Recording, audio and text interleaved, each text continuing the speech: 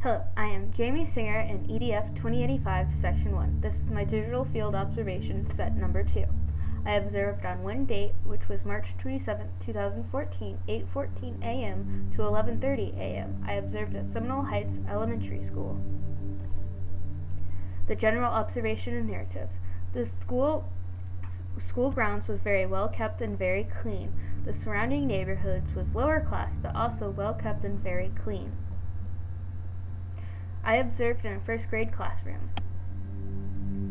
The people present was the teacher. She was in her late 20s, early 30s. She was a white female, well dressed and professional. The students all age ranged from ages 6 to 7 years old. There were 4 African Americans, 1 female and 3 males. There was 4 Hispanics, 2 females and 2 males, and 1 Asian. She was female. 8 white students, 4 were female and 4 were male. All seemed to be in the middle class. They all wore uniforms and all equally participated.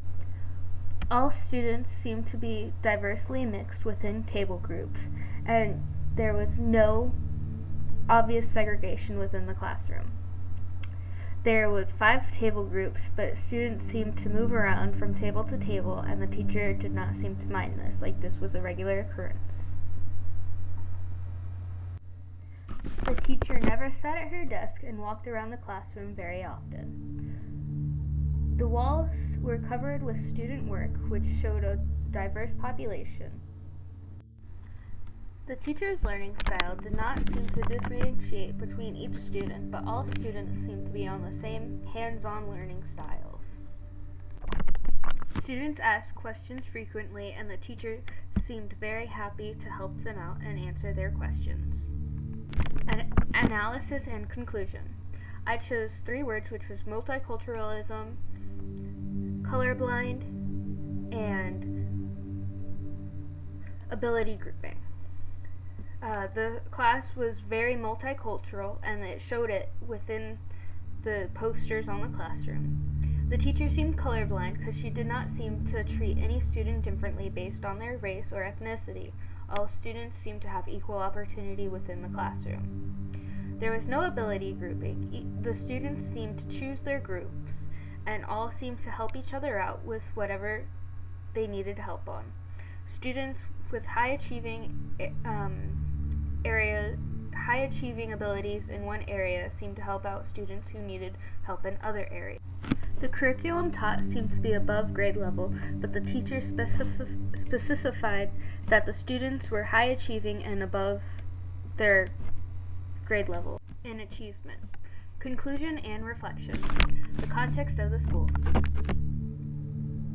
What are the goals of the school and how do you know? The goal of the school is to provide an education that enables each student to excel as a successful and responsible citizen. The school wants to improve student achievement, demonstrate consistent and effective teaching methods, and challenge, motivate, and support all students with an appropriate curriculum. I know this because it is on posters around the school labeled as the school's improvement plan. What expectations are teachers holding for student achievement and/or behavior? Why and how? The teacher that I observed held students to a high achievement standard. She used informal and formal assessments to assure that the students were learning and staying on track. She kept a detailed schedule of when projects and student work was due. She did this because she said she was proud of what the students could achieve and that she had very bright students in her class.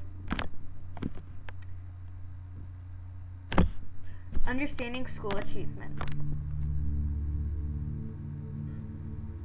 Describe the learning environment as you observed it. The learning environment inside the classroom was well established. The students knew how they must behave and what was expected from them.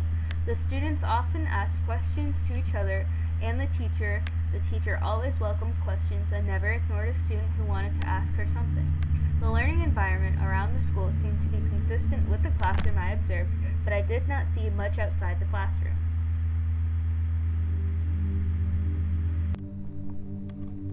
Were all children being offered equal or fair opportunity to learn? How can you tell? All students within the classroom were treated the same, with one exception. 2 students with autism were present within the classroom. One boy was treated similar to the other students, while the others seemed to lag behind and not get as much attention. He was often taken out of class or visited the neighboring classrooms. This seemed normal and like it was a regular occurrence. Besides that student, every student got the same amount of attention from the teacher. Multicultural education. Describe the school's culture as you experienced it. The school's culture seemed very diverse. While I walked in the hallways, I saw a lot of student work hung up outside of the classes. The posters displayed also showed many children of different ethnicities and background.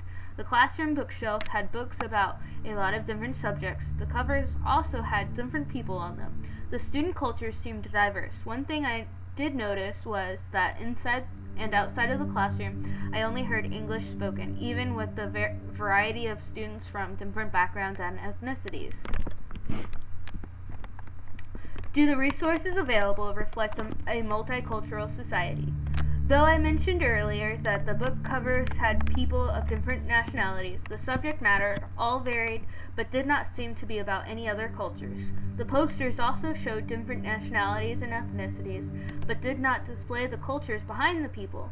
The only evidence of a different culture displayed in the classroom was a set of posters hung on the door about colors and what the colors were in Spanish.